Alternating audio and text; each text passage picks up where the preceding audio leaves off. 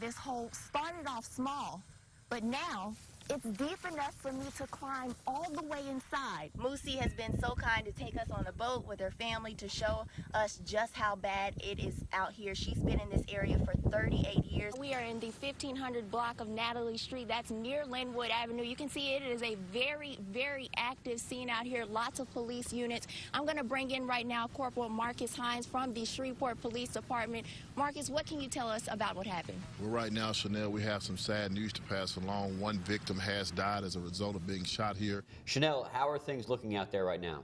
Well, one thing we see yet again today is the outpour from community members coming to this memorial. Again, nonstop traffic coming, bringing flowers, balloons. It may be dirt and a little bit of grass right now, but eventually this spot here at Joe Delaney Memorial Park will turn into a water splash pad for the community. Well, patience is running thin for some of the folks out here affected by this bridge closure. Crew members tell me they're working as quick as they can. If you text and drive in Louisiana right now, you face up to $175 in fines for the first offense.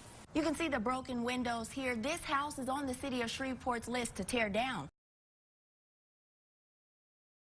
Welcome back. We'll pour the sauce and eat up. Okay. Yesterday was actually National Pasta Day. I don't know if you knew that. Yeah, actually I did. We had some pasta last night. And October is National Pasta Month. Some people call it life-saving legislation, a bill requiring California high school students to learn CPR before they are allowed to graduate is sent to the governor's desk. Patrick, we all know how food can dominate Facebook, Instagram, and even Pinterest. If looking at those pictures or recipes gets you hungry, listen up. Shreveport City Council Chairman addresses extortion allegations and the loss of $1 million in revenue.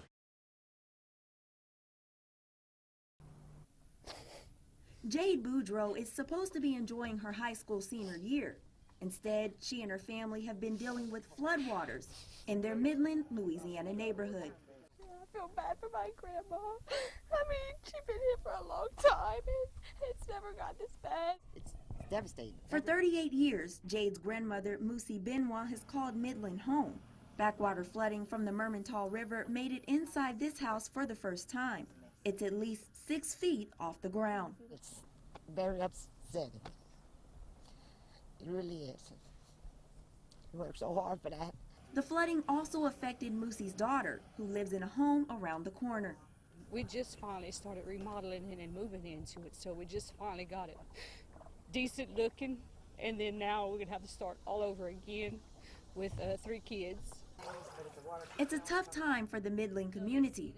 Homes ruined, streets completely underwater, and people who now have to rebuild parts of their lives. I stayed through hurricanes, I stayed through other things. This has got to be the worst. This snow cone business is Sharon Pilgrim's passion and livelihood. So when she came in one morning and noticed someone broke into her shop, she was devastated. I just started crying. My ice machine, my crock pots, my drinks, all my flavors, even my simple syrup that you use to mix your flavors with out of the refrigerator, gone. And here's your small window. Pilgrim's granddaughter Gabrielle helps her run the shop every summer. She says the robbery is hurtful. It really makes me mad that someone would do this because I don't think they would want it done to them. I don't really know, which is heartbreaking. Surveillance video shows people carrying things out of the shop in the early morning hours. Kelowna Cones had to close down for 4 days, putting a halt on business at a community hotspot. We come out of the library and we come right to the snow cone place every Wednesday.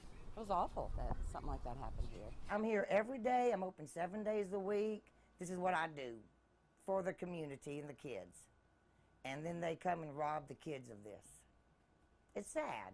It's hard to miss these balloons, flowers, and signs outside Be Quick convenience store on Airline Highway, and the tears of people who stopped to pay their respects to the officers the memorial honors. These guys were heroes. They were out here to protect us, and through no fault of their own, someone decided to take their lives.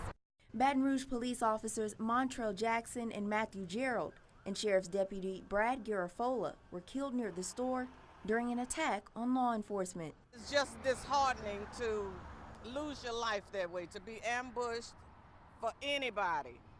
And it hurts.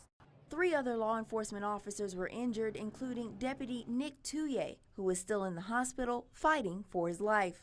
Tom Jones has known Touye since high school. He didn't know the officers who were killed, but says the growing memorial shows how Baton Rouge is coming together in the midst of tragedy. I think everybody has pulled together and everybody has seen the love in each other's hearts. I just want to say to the families, my heart goes out to you. I'm so sorry that this happened because all lives matter. All lives matter. It's the sound of Pokemon Go. The mobile app allows you to find and catch species of Pokemon in real-life settings. It's like winning a lottery, like 1 in a million or something like that. The game is great for business at Rib Tip Express in Shreveport.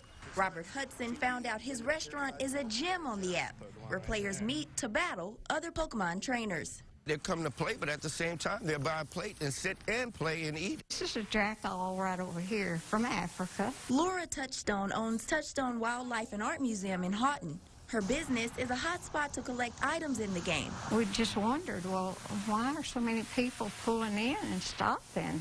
And sometimes they're there late at night, 10 o'clock at night. I saw a car out in the parking lot. It even happened while I was filming outside the museum. Watch this van out front. Quick question. Are you all here because of the Pokemon Go app?